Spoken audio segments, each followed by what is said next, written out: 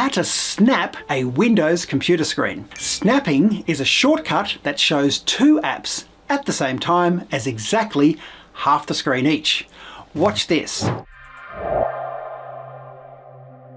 Snap and split your Windows screens equally. For example, you may have a Word document open on one side with an internet browser open on the other, or maybe your email on the left with an Excel spreadsheet on the right. Rather than manually adjusting the size, you can quickly snap one window to the left and another to the right in an instant. There are two methods to do this. Method 1. Point your mouse towards the top of the window where there are no commands, then click and hold. Then drag this window to the edge of the screen, then release.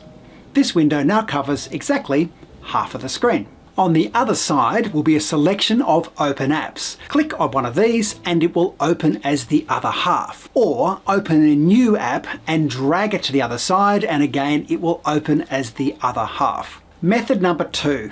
Press and hold the Windows button. Then simply press a left or right arrow button to snap to this side of the screen. Then open a second window and snap to the other side. So quick, so easy, now you can view two apps at the same time. To return the window to full screen, click the button in between the minimize and the close. I am building a library of easy to understand home technology tips to help you.